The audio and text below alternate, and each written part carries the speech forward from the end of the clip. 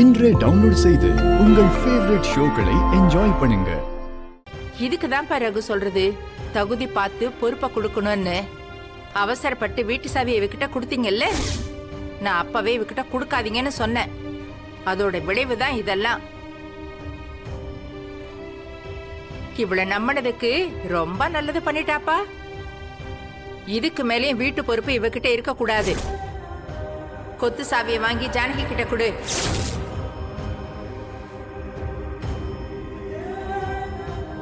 ஆமாங்க மாமா, வீட்ல இன்னும் எவ்வளவோ பத்திரம்லாம் இருக்கு. அதெல்லாம் எடுத்து யாருக்காவது கொடுத்துட மாட்டாங்களான்னு என்ன நிச்சயம்? உங்களுக்கே தெரியாம உங்க கைரேகை எடுக்க மாட்டாங்கன்னு எப்படி நம்புறது? இதுக்கு மேல இவங்க கிட்ட சாவி இருக்க கூடாது. நீங்க வாங்கிடுங்க மாமா. சித்தப்பா வந்ததும் நடந்த எல்லாத்தையும் ஒண்ணு விடாம சொல்லிரணும். எல்லாரும் அமைதியா இருங்க. பார்வதி செஞ்ச தப்ப குத்தி காட்டி பெருசுபடுத்தி அவளை அவமானப்படுத்த நான் விரும்பல. அவளை நம்பி ஒரு பொறுப்பை ஒப்படைச்சேன். அவ நம்பிக்கையை காப்பாத்தல. அதுக்கு தண்டனையா கொடுத்த பொறுப்பை திரும்ப வாங்குறதுனால எந்த பிரயோஜனமும் இல்லை.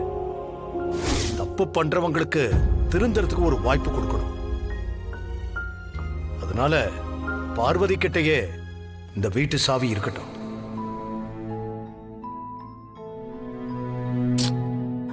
என்ன பொறுத்த வரைக்கும் தான் செஞ்சது தப்புன்னு அவ உணரணும். அதோட நான் இப்ப இவளை மன்னிச்சு விடுற மாதிரி சிவா மன்னிப்பானான்னு எனக்கு தெரியல. அவன் முன்கோவக்காரன். அதனால இங்க நடந்த விஷயம் எதுவுமே அவனுக்கு தெரிய வேண்டாம்.